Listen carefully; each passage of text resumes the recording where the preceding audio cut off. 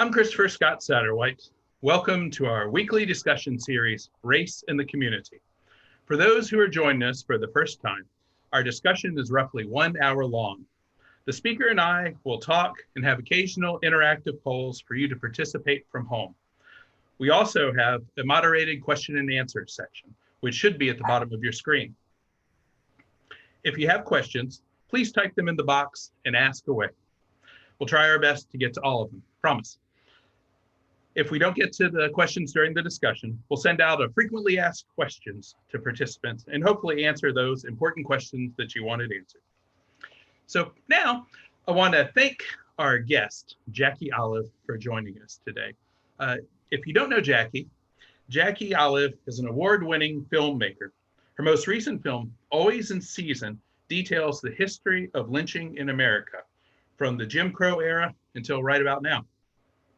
When she lived in Pensacola, Olive was a frequent guest speaker in a lot of my classes at the University of West Florida. She is currently a visiting assistant professor of film studies at the University of California in Santa Cruz. There's really a whole lot more that I could say about Jackie Olive, but I want to save some time for our discussion. So thanks again, Jackie, for joining us. Thank you, Scott. Thank you for inviting me to be part of this series. I was looking at the titles of everybody, the headlines of everyone who's speaking, and it's a great lineup. So I appreciate you've since we first met, you've always supported my work and me and been a really great friend. And so thank you. And I also want to thank Greg Tomso and Karen Rentz for making it possible. Yes, no, thank you so much. I appreciate the nice words. And I'm glad to have Greg and Karen on board with this. Really, this whole series wouldn't have happened without them. You know, I could thank them eternally, but big thanks to them.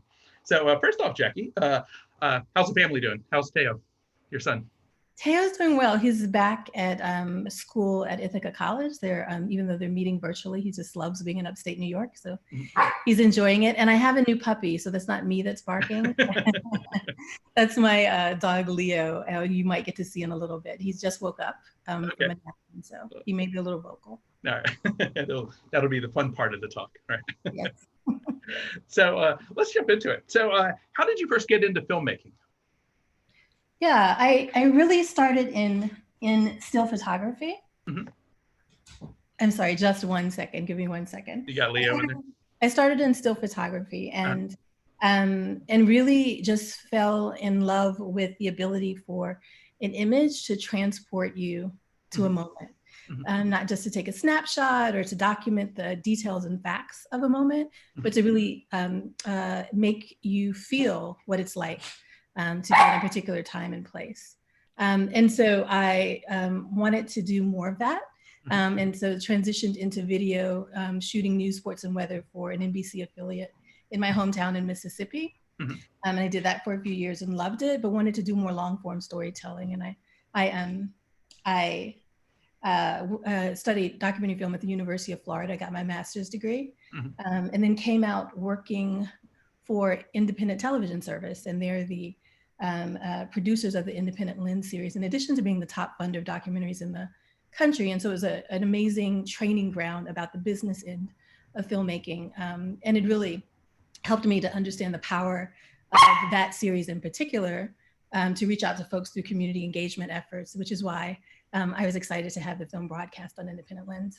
Okay. Well, speaking of the film, I thought we could show a little clip from the film. This is the trailer. Let's see if I can get the screen share right. Sure. Okay. And I'll grab Leo while you're doing that. Enjoy. Yes. All right.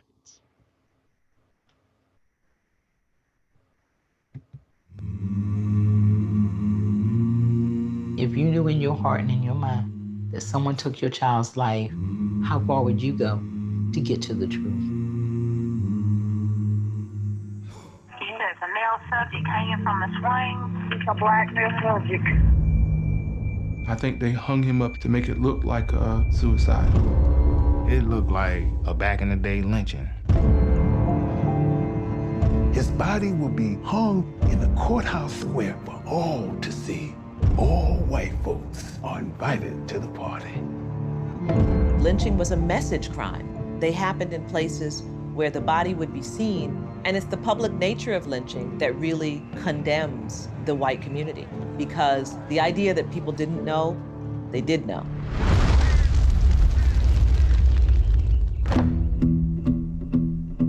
As I started researching Black males committing suicide in public over the last few years, I became quite concerned that there may be a bigger surreptitious movement at play here. The caption, last night pick before the game. That does not sound like a person that was planning on killing himself.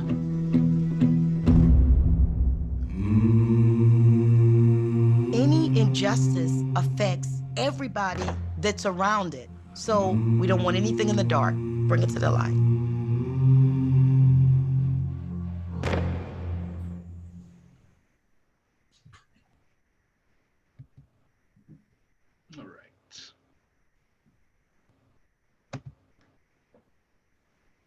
All right. It was, for those who saw the film last year, it was, oh, hold on. I think the screen share is still going. One second.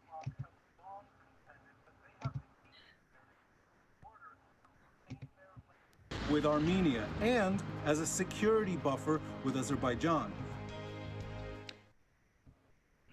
Okay. There you go. All right, we're back. Okay. Yeah, sorry about that. Technical difficulties. For those who saw the film last year, you know that it was a very powerful work. So, Jackie, what do you see as the connection between film and storytelling?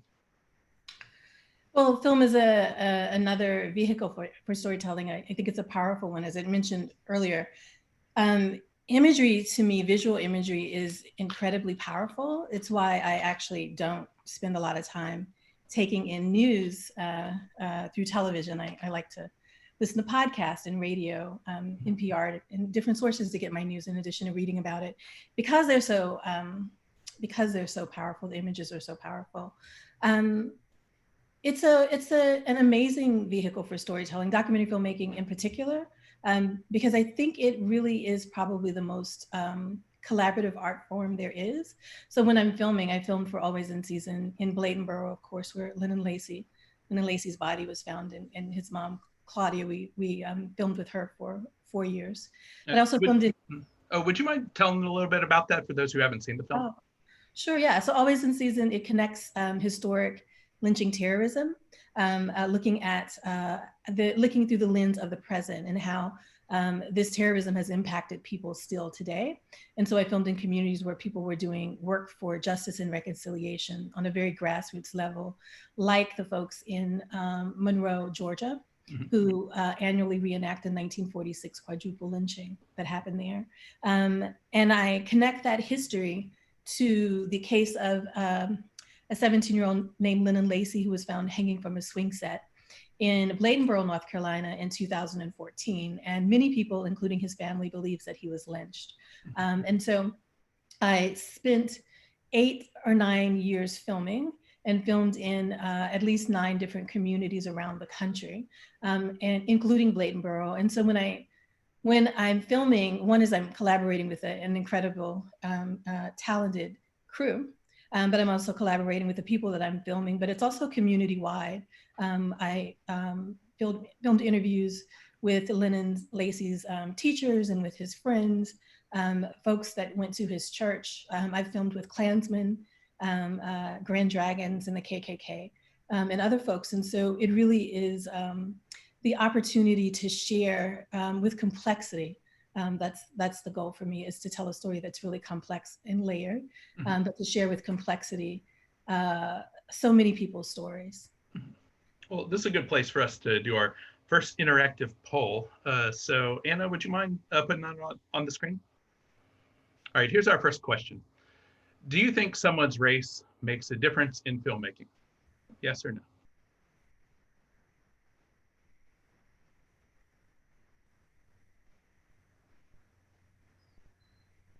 Oh, it looks like I get to answer, Scott.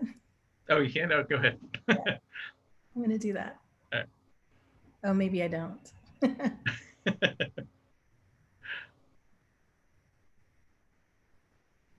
right, go for about a few more seconds. All right, so you want to close the poll, Anna? It looks like We have 73% say yes and 27% say no. So, Jackie, let's talk about that. So, why is representation important in films? It's critical. And I'll have to say before we get into that is race makes a difference in every aspect, in every second in this country. And it certainly makes a difference in filmmaking. The race not only of the filmmaker, but the race of the folks who you're filming with. And historically, films that feature Black and brown folks are often through this gaze of othering. And it's this kind of like peering in into a fishbowl and looking in often is the POV. A lot of things can be problematic around that. One of the things that comes to mind is that often people of color will be, if there's someone who isn't from that community that's filming with them, can show up with no context to their community, to their family members. I've seen films where characters' stories, their parents never show up in the story, and they have parents. And in the same way that the many people are influential on everyone's lives, they're influential on the lives of people of color, and it's important to not just show them as if they came full blown the minute that the filmmaker lands, and that's the extent of their story, but to understand the backstory. And then, you know, for me, representation is important no matter who you are as a filmmaker. I'm a Black woman. Claudia, Lacey Lennon's mom, is a Black woman. And yet there are things that I didn't understand about living in a town of 1,700 people in a town that's small. And then there are economics and class differences that can come up. And so it's important, I think it's really incumbent upon every filmmaker and storyteller in general to be informed about who you're filming with. And to have someone that's representative of that community, not just on the crew. There's been a push in documentary film, which is really great, to have representation in terms of filmmaking. But sometimes filmmakers will just tack someone else on who's from that group as an afterthought. And it's really important to have someone in the development, ideally, and someone who plays a key and significant role in the construction of a story, of a narrative, in order to really fully show the nuances and the things that you can miss. Because, you know, if I went in and filmed in Czechoslovakia at the moment right now, I'd have to do deep research. And even the extent of that research can mean that I don't know the same things about the landscape and about the people that a Czech producer on my project would know. Okay, well, yeah, thinking about that, if we can do, I got another poll for you. Let's see if we can see this next poll. Anna? How many Black directors can you name? This is, again, off the top of your head.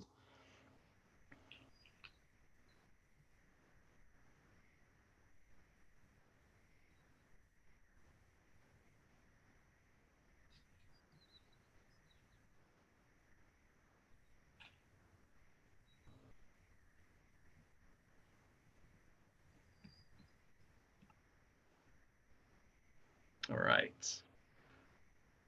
It looks like some people are still voting, so it'll be a few minutes until the next question, though, so give a little space. But yeah, it looks like we got it. Okay, you want to close the poll, Anna, please? All right, thanks. So I'm happy to see that a lot of people have listed 3 or more Black directors, and so we have that's about 37%, 29 have 2%, 20 have 1%, and interestingly, 15% have 0, even though you're actually looking at 1 on the film. So you can add that to your list. So I wanted to bring that in first, to talk about the role of Black directors in telling these stories. So one of the most famous ones that people will bring up is Spike Lee. And did you see his? By the way, did you see his latest film, the Five Bloods? I have not, but it's on my see. Particularly Chadwick Boseman is in it. Yeah, well, your cousin is actually mentioned in it too. Your cousin who was, you have a cousin who was killed in Vietnam? Oh, was he really? Yeah. Oh, I'll have to watch it. I didn't know that. Milton Olive, yes. Yeah, won the Medal of Honor. Is that right? Yeah, he was young. He was he lied about his age so that he can get in because he really wanted to serve into the military, and threw himself on a grenade to save the rest of the folks who were in his troop, and was just incredibly courageous at a very young age. Mm-hmm. Yeah, I thought it was interesting seeing that in the film. But that would be well, that would be something that maybe a white director might not have put in. And it doesn't mean that a white director wouldn't have put that in, but the characters in the film at that part are talking about heroes, that they had, and heroes from the war itself. And it would be some of these nuances that that you were talking about with the going to Czechoslovakia and doing a film that you might miss, certain things that people who are there and people who pay attention would know about. I think representation and complexity around character development is a very basic part of the work that we do. Mm-hmm. And I'm really, there's this time, I think that we're starting to move out of this, I hope, in the industry, when white filmmakers would make films about Black and brown folks and then be applauded for humanizing them. Mm-hmm. And, those folks, like everyone else, are fully human when you show up. Mm-hmm. But there's a certain level of work that you have to do to show them with complexity. And to really add nuance to the story. And I think it's the very basic legwork of filmmaking. Everything else, it's fundamental, and everything else I think is more around the accomplishment, but we have a responsibility to look for where we have blind spots, all of us, and then make up for that, and to do it really thoughtfully, and not just to throw someone into your crew. The other thing, and it's not just when white filmmakers show up to make films about people of color, but it's any time that you're outside of your element. The other interesting thing, just a little nuance, is that when you show up and you're not from the community, people may respond to you very differently, particularly if there are power dynamics, right? Mm-hmm. And so you can ask the right questions, but you might not get the same answer as someone who has a connection to that community would. And so it's just one of our responsibilities in terms of storytelling, I think.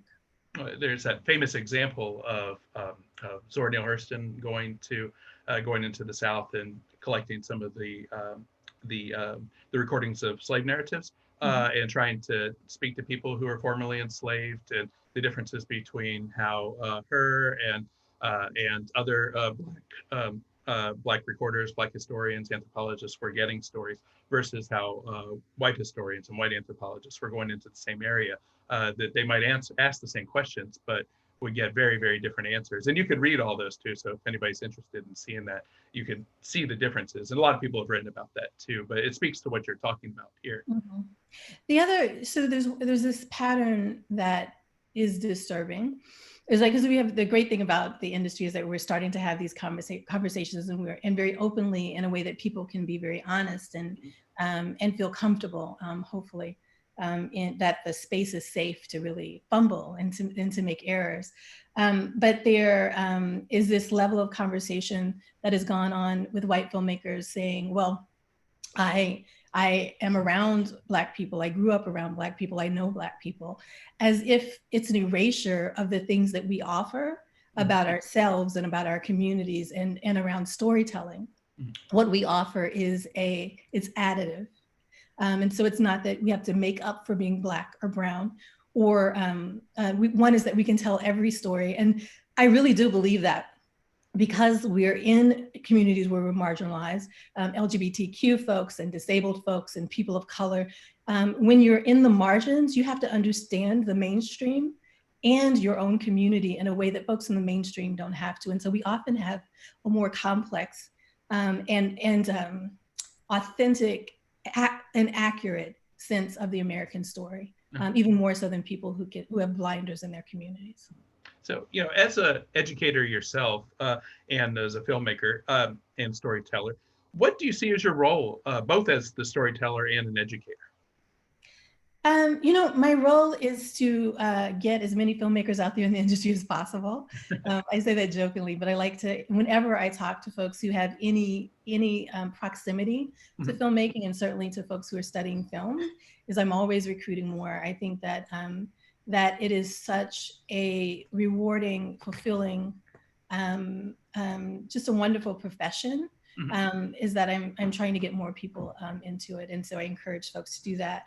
My role also in teaching is, so it's twofold. It's one, to help people to get to enhance their craft, their skills, to get a better handle on filmmaking and to understand the industry, and all of the aspects of that, networking and relationship building, and finding funding, those kind of things.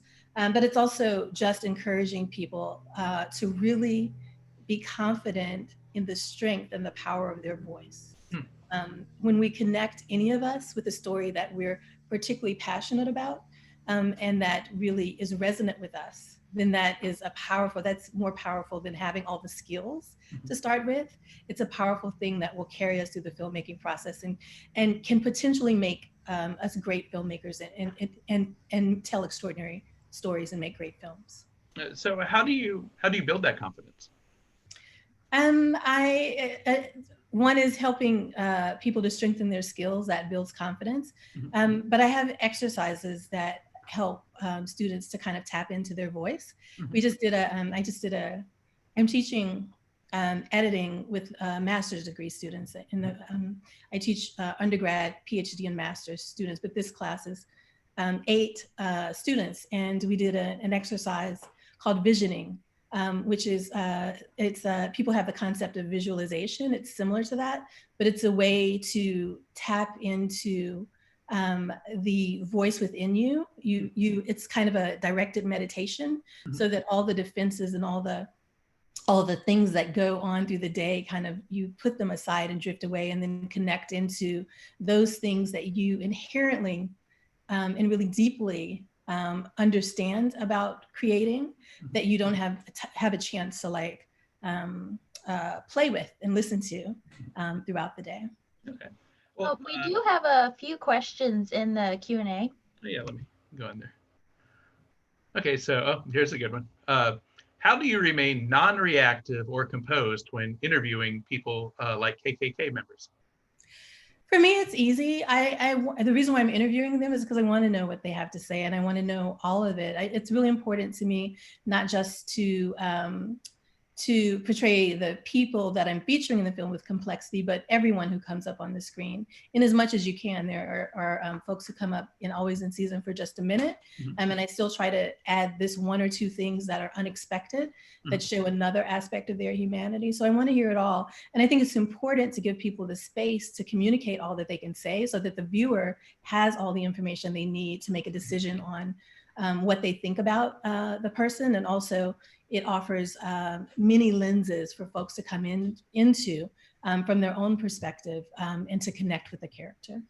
And one of the other questions is connected. So as a Black woman, how did it feel to talk to these folks?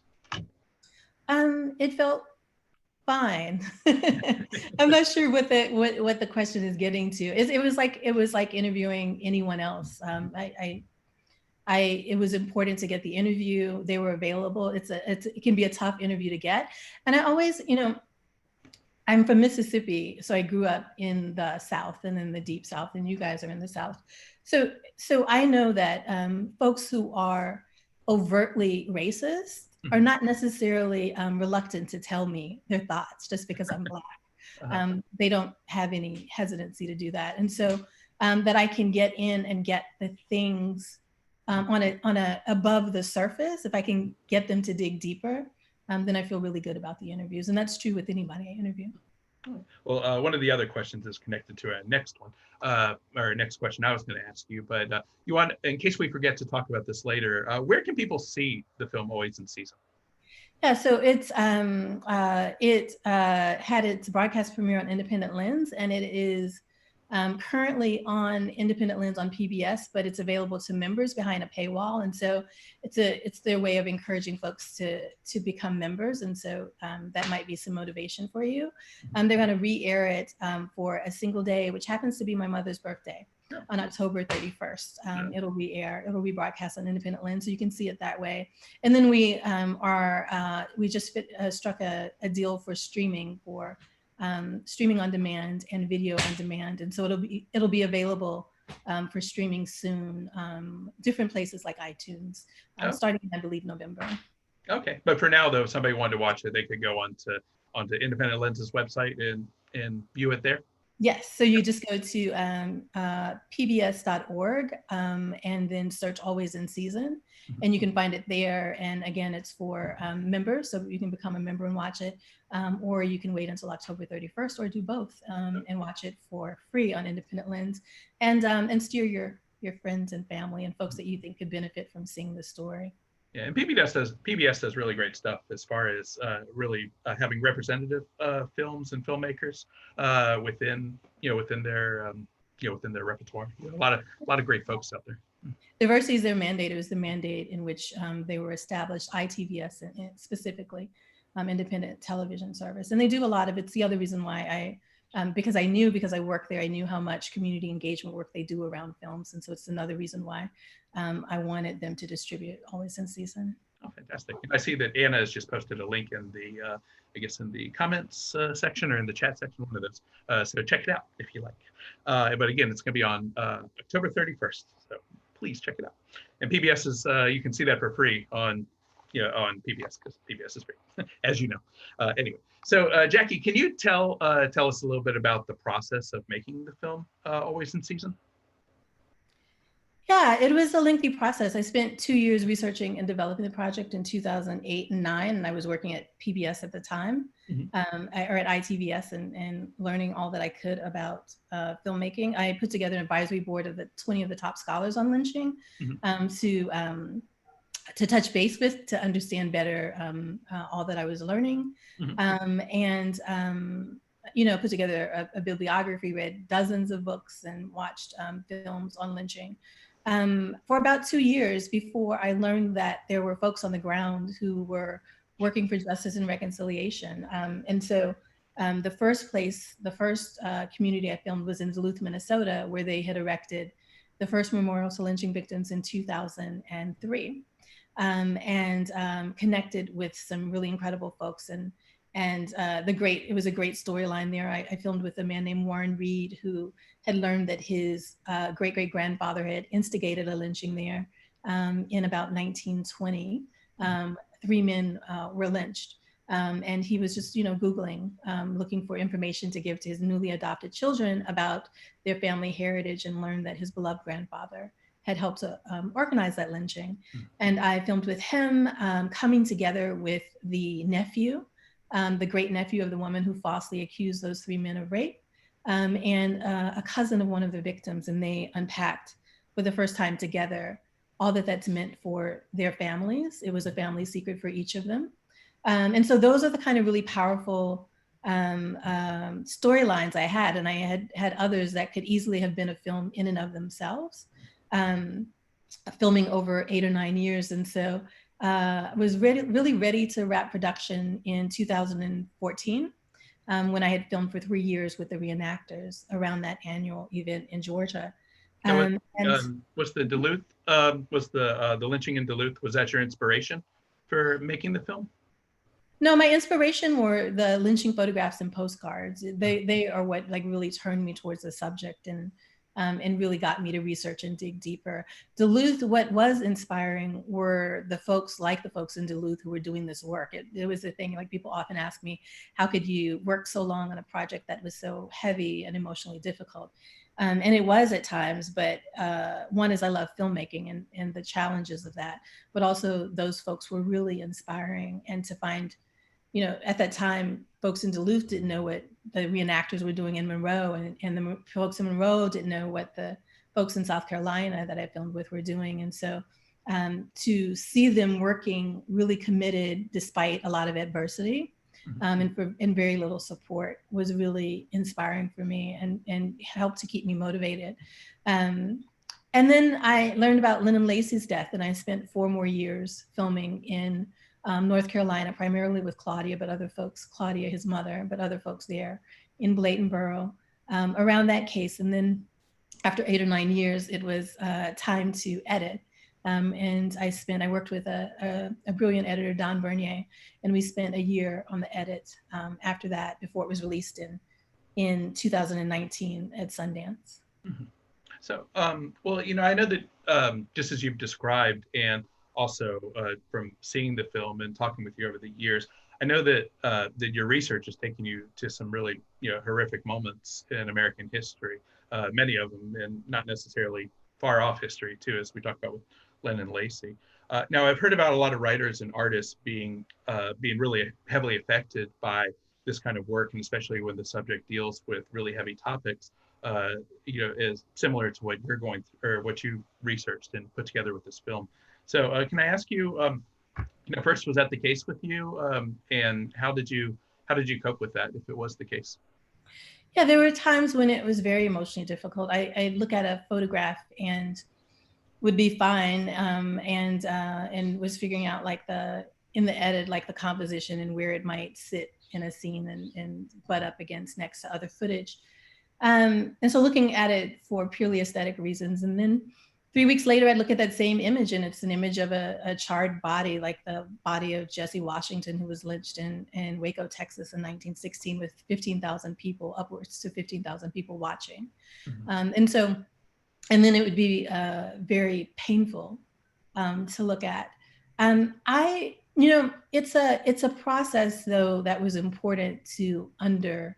It's part of why I made the film, is because in this country, we, and particularly then, there was such a push to only be in polite conversation, and certainly not to talk very much about racial violence, and to not struggle with those things that are difficult and challenging. And so it was necessary for me to process those emotions, and those are emotions that that a lot of people had, even when they weren't, like I was looking at lynching photographs, but they were certainly witnessing through cell phone videos, folks being executed by the police and vigilantes, and all of those things were things that I was dealing with in my personal life. And I certainly also had a sense of this history. I never knew the details in the way that I did when I started researching. So all of these emotions and all of this baggage, I would be carrying anyway. So the process of making the film gave me the opportunity to be with those emotions, to work through them, and to do something that really powerfully addressed the issues. That was the thing also that really inspired me, is that filmmaking gives me agency to tell these stories that are really important, like Claudia's story, Claudia Lacey's story. Yeah, and the other thing I'll just say is that I used to be a firefighter right before I started making films, and the thing that I learned was the ability for anger to really drive you to places physically that you couldn't necessarily anticipate or couldn't imagine doing. And so when I was in training and having to wear a 75-pound weight vest to carry a 200-pound dummy over a certain amount of distance, I learned to use anger to push me to do that, and I could do that. And so the anger that I felt naturally, being a Black woman in the midst of what's going on in this country, and certainly accumulating with all of the anger about understanding the details and parsing out this history, I learned to really focus and for it to really push me and sustain me to spend 10 years on a film. And so when I realized probably maybe about 6 months ago, after I had done, I spent almost all of 2019 and up until March of 2020 traveling with the film. And when I started to sit down and through the pandemic and have this sense of calm that comes with not having to go run in and out of airports and into hotels, I realized that I still had that anger. I still had some of that anger, and that I needed to work through that and let it go. And so anger can be a really powerful motivator and can be very useful. You just have to watch it, engage it, and make sure that that you're using it, or that maybe it's not necessary anymore. Mm-hmm. Well, do you think that was helpful in your creative process? Incredibly. Yeah. Mm-hmm. Yeah, incredibly. I'll tell you one of the things, like one of my biggest lessons, because the film, and if you're doing work that's really meaningful, and for me, it's creating, it will shape every aspect of your life and not just your professional, your career, your professional work. And for me, the biggest lesson, creative lesson that has carried over into my life is I learned how to be okay with not knowing what road to go down and what's on the other side of the door, to be okay with the darkness and not having answers when I needed to keep moving my project forward, and to be present in the flow. There's a point I'm very much a doer, and that's a huge asset to documentary filmmakers because there's always a task to do. But there's a point at which you've done everything that you can, and you don't know what the next step is. And so it's really important to be able to handle that, and to be present with that for however long you need. Well, so after the film was made and you went around the country and you showed the film to so many places, was it difficult for you to show this film, to talk to people about this, and then to turn it off and then go into the I guess all the things that happen after you see a film, when you're having all the groups of people around you, people are talking, small talks, cocktail parties, and yes. all this well, also at the Q&As after, right? Like, yes, I actually for the first, so we did 70 festivals in 2019. We filmed we screened the film in theaters in 18 cities, and I did some community engagement screenings, and each of those screenings in 18 cities were like 4 screenings a day, from about September until December. And I attended an overwhelming 80% of all of those screenings. I watched the film when I attended. It was the longest before I didn't watch it, because I see the film as certainly the stories and the content, but it's also the filmmaking. It's also, I see a scene and I think, oh, this is why we made this choice, or this happened with the crew on that day. So it's a whole lot of things to me. It's also seeing a scene and remembering Claudia responding to it on a panel, or someone else that I filmed with responding to it on a panel. So it's just a number. The film means a lot of things to me, in a way that would be very different from when a viewer watches. Okay. Well, some of my classes right now, we're reading the book Citizen. Have you read that? I should ask you beforehand. By Claudia Rankine. I don't think I have. I was just thinking, it certainly has been on my list, but I don't think I've read it. Right. Well, in the story, what she does is she, without going through the whole thing, she basically tells a number of, I think she describes it as a million cuts, a number of microaggressions or aggressions, however you want to refer to them, numerous ones. She talks about Serena Williams, she talks about all sorts of things, and then she builds up, to this argument, to this thesis that is essentially that all of these small things, eventually these small racial moments, these small moments where African Americans are dealing with racism, and racist depictions in the media, et cetera, eventually, potentially, lead to literal violence against Black people.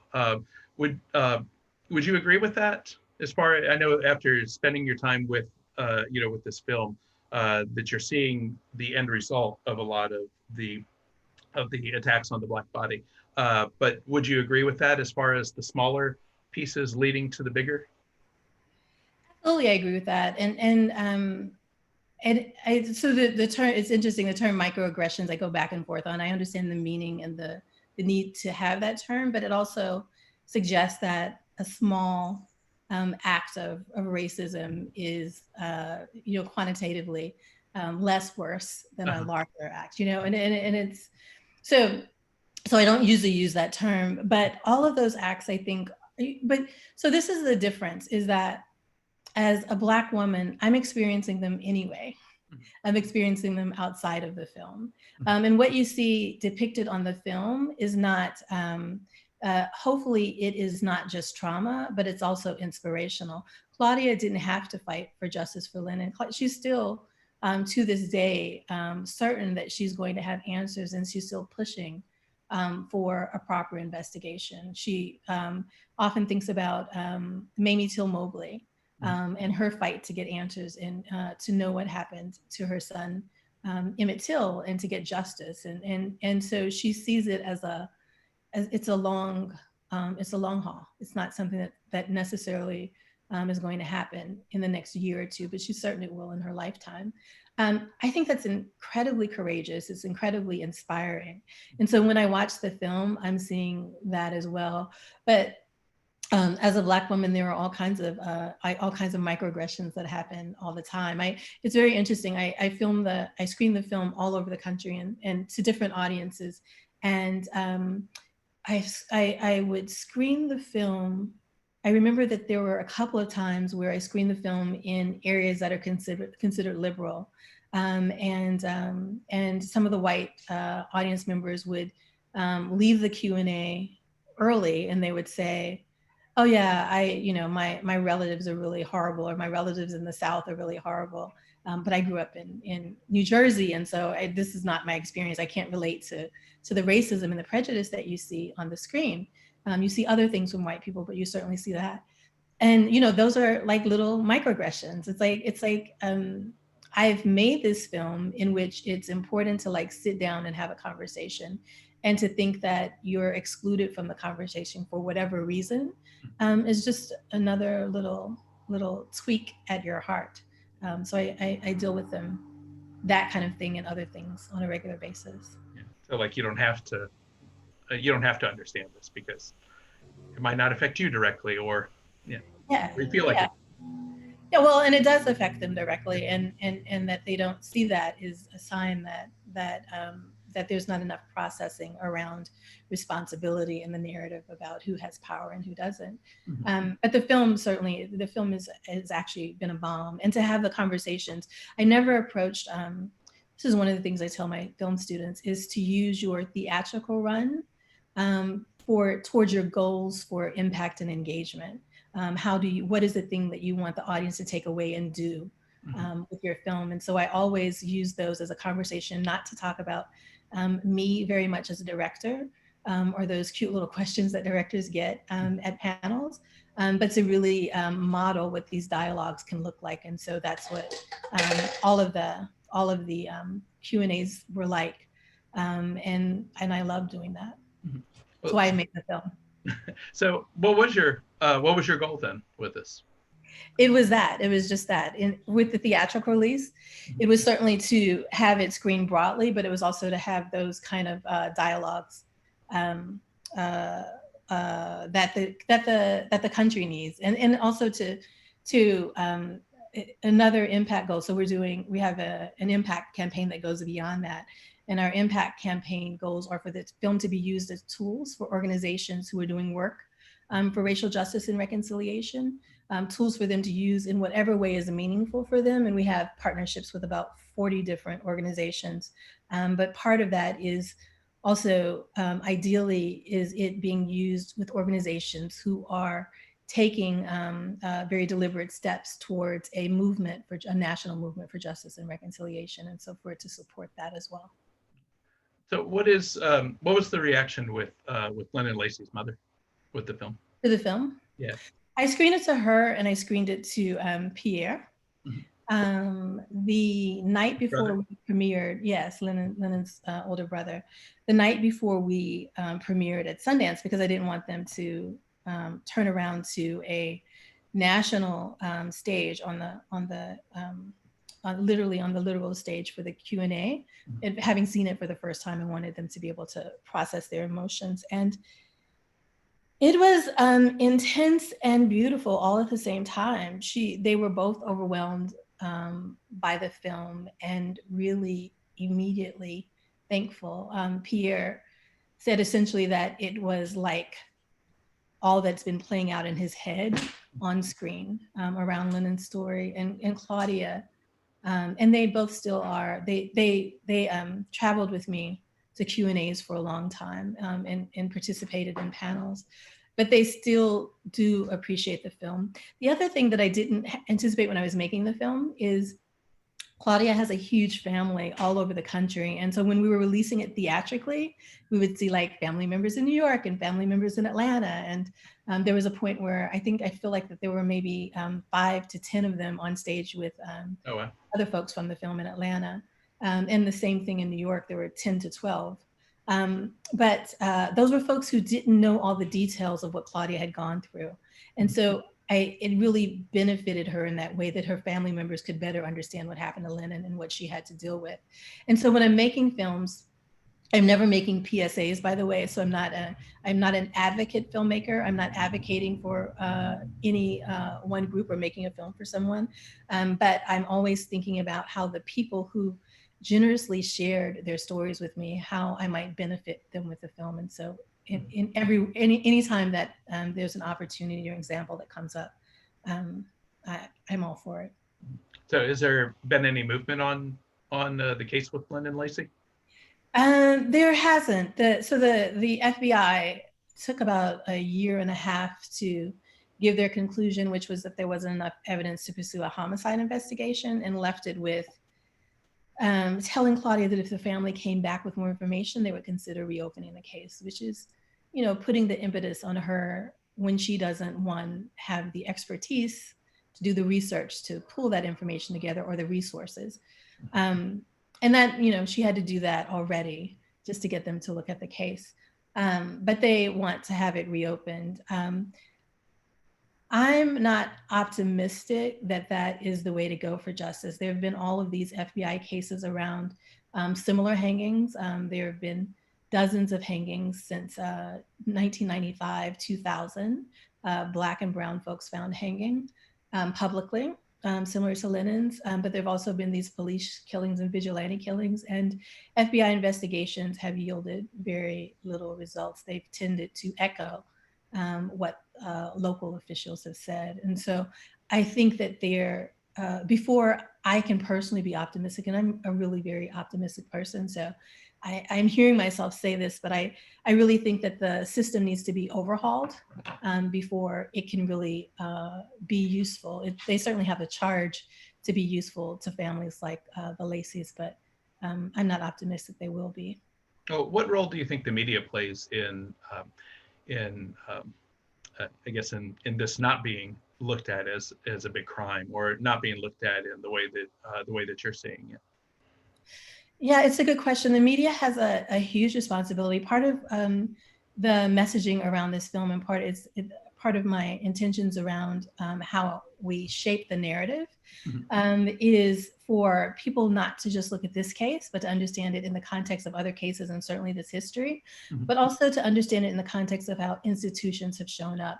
And one of those institutions is journalism, and that journalists come to these cases like they did with Lyndon's and others with very little focus on the context of the racial climate and the context of historical lynchings in a way that is nuanced, and also in a way that's deep. And deep means that you don't just then come for a story and then you come again to echo the FBI investigation, but that you're there looking more deeply at digging into other aspects, like how institutions show up, other aspects of the story, multiple times, I think is really important.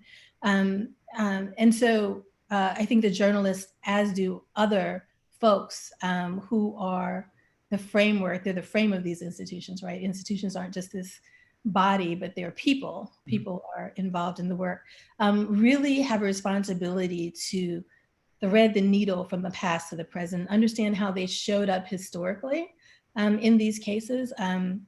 There were times when journalists would write in the newspaper historically for folks not to talk about a lynching because they didn't want to besmirch the name of their community. With the Monroe, Georgia case, the Mooresford Bridge case in 1946, two couples were lynched there on the Mooresford Bridge.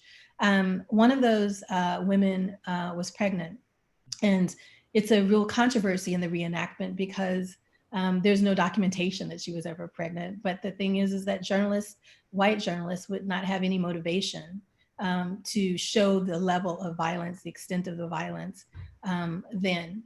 But the reenactors, Bobby Howard, who started the reenactment, he did oral histories and talked with the family and people there over decades to learn the details of the story that weren't necessarily documented. And so to understand that then will help journalists to see the ways that they need to adjust how they show up in these stories about communities of color. And it's really important to acknowledge where institutions have gone wrong.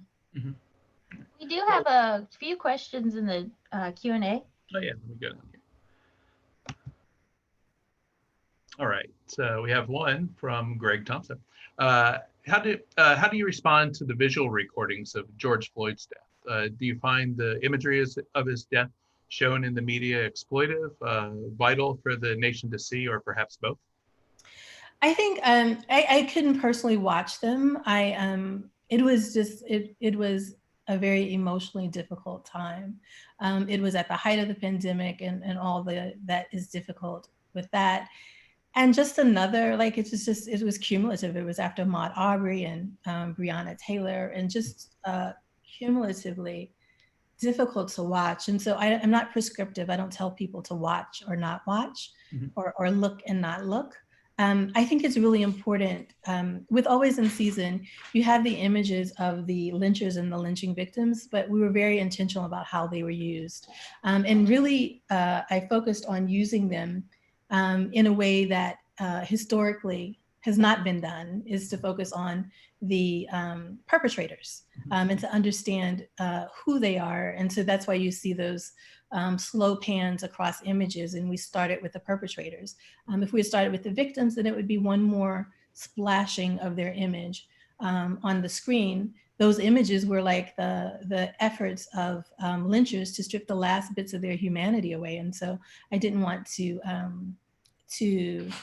dehumanize them any further. And so the media, I think, the mainstream media, and particularly news, I think, needs to be a lot more thoughtful about how they use these images. And the other thing is that we had seen images, cell phone video of police killings so much by now. If it were new, then I would say it's important to watch, and I would have watched it, and I will probably come back to it. I think it's important not to hide from the truth of what's going on, but it's also important to assess whether or not you're in a space to do it, but to come back when you are. Well, I have another question here. I think it's a good question by Bethany Brown. Do you ever hesitate to put out your work because you feel like it won't get acknowledged to the degree that it would if you were not a person of color? And if so, how do you overcome those feelings and continue your art? Oh, that's a good question. No, I do not do that. I know that even with Always in Season and all of the acknowledgement that we got, if I were a tall, handsome white guy, I would have gotten more attention. I was on a panel with directors of color earlier, and we were talking about the thing that's really irritating when we're at events like awards events. Like I went to awards events with the film, and they were an honor, and there was so much that I enjoyed about them. What I didn't enjoy, that I was often the only one of the few Black people in the room, and certainly it was rare that there was another Black woman director in the room. And people were having conversations with all of the other directors about the art and aesthetic choices that they made, or what kind of camera and equipment that you used to get that beautiful shot. And folks were engaging with me around the content only, and then sharing stories about other projects that they've made about Black people, as if that's the only way to connect with me. And so I say all that to say that I expect that, but I don't let that hinder my desire and my goals to make films. It's important to do it despite whatever resistance you get. We had a couple other questions, and we might not be able to get to all of them this time period, but one of them ties into one that I had for you. What are some of the challenges that you face when you're talking about race with your students?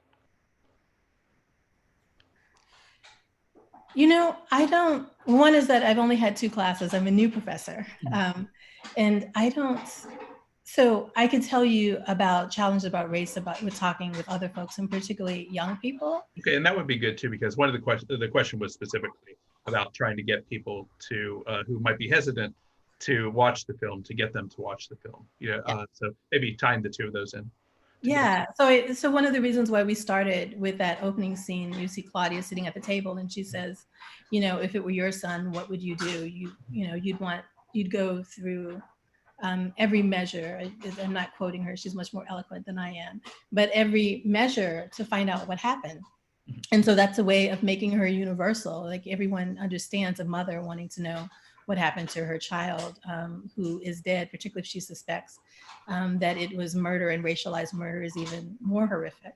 And so I'm constantly thinking about audience and those folks who may not see themselves as part of the narrative, helping them to understand that they are. And where do we bring them in? Where do we thought really carefully in the edit about where do we surprise and stun people? And then how do we carry them to the next scene so that they're still present with the story and they still are invested in the narrative. So yeah. And then for young people in particular, I find that young people have less baggage around race, and they're actually easier to talk to. I screened the film in Pensacola and other places as I was making it, and so screened it in middle schools and high schools. And early on, I found that young folks went much more quickly to, I can't believe I didn't know this, and what do I do now about it? What can I do? Because that was something when we showed the film over at the theater in Gulf Breeze that one time, and a couple other places in town, when we talked about that, how surprised people were to find out that lynchings took place here in Pensacola, public lynchings in Ferdinand Plaza, right across the street from the T.T. Wentworth Museum, which is ironic now because I don't know if you heard this, Jackie, but it turns out that T.T. Wentworth was in the Ku Klux Klan, and all these really big things came out about that. So it was, it's an interesting story for another talk. But yeah, so all this stuff is right there in the city center, and a lot of people just didn't know that history. But then they asked the next question. It's like, so why do I need to know this history? Yeah, and that goes back to what you were saying. So, so what, I have one more question for you here. Well, actually about two more questions. One is, what's next for you? Is the dog out there? My puppy has a solo cup, and that is just the noisiest thing that he plays with. I was trying to keep it away from him, but I couldn't. Someone tried to do this with minimal noise. I'm making, I lost count. It's probably 6 to 8 projects that I'm a part of. I am in post on a film for Frontline that looks at the racial disparities for Black people in New Orleans around the infection and death rate due to COVID. And I also am executive producing several projects. I am teeing up now, next week I will be officially on a series that I'm directing a couple of episodes, which I'd love to tell you about. I can't say specifically. One of the projects I'll tell you that I'm EPing is with Bree Newsome, who's making her directorial debut. Bree is responsible for having taken the flag down at the Capitol in South Carolina. A very famous image. If you haven't seen it, you can Google it. Yes. Bree, B-R-E, Newsome. B-R-E, and she's now Newsome Bass. She's married. But that happened in 2015, and she has since moved to, he's so cute, I wish you could see him. She's since moved back to her hometown in Charlotte, in her home state, North Carolina. She's working in Charlotte around issues of housing instability and inequity, and other issues there. And so the film is called They Tried to Bury Us, and really maps her work, how it, as it came out of that action in 2015, and what they're doing now in the city that brands itself as the New South, but in a lot of ways are still latched on to relationships and policies and ideals that come out of this good old boy. And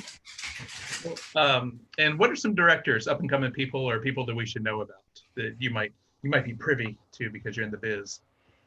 Yeah, I could tell you, I love that question too about directors. There's probably 100 that I can roll off my tongue because I'm part of the Firelight Media Doc Lab. And so you guys should check out Firelight. I think it's firelightmedia.tv.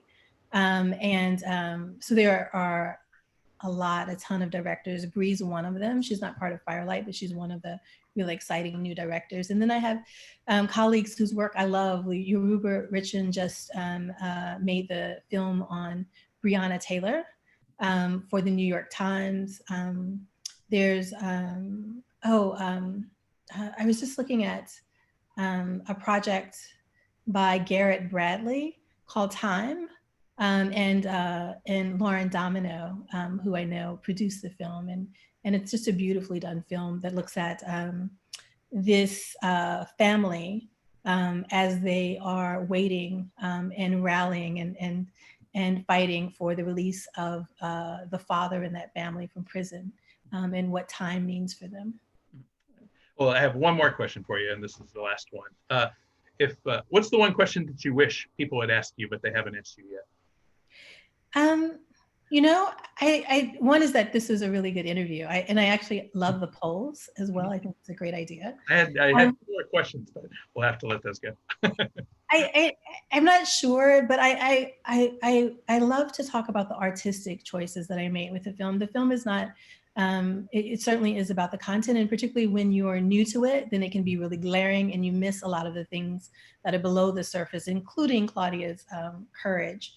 And the things that are inspirational.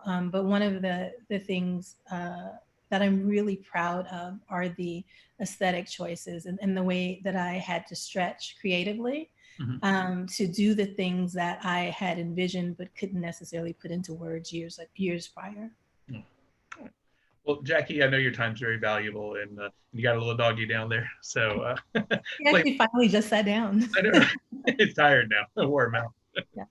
All right. Well, I really appreciate your time, and I appreciate all of the work that you do. And I think I can speak on behalf of everybody here at UWF and within the groups that have put this on, the Honors Department, the Office of Equity and Diversity, Continuing Education, and everybody wants to thank you for this. I saw a note down there that Karen Rentz personally also wanted to thank you too, as well as a number of people that have jumped in on this. And I want to personally thank Anna and Daisha for your help behind the scenes getting this set up. And you want to say hi to Teo for me if you get a chance?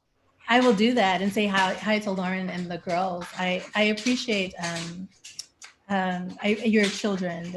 I appreciate all of you. And if you want to follow my work and see what's coming next, my website is tellitmedia.org, TELLIT media.org. Okay. All right. Thank you, Jackie.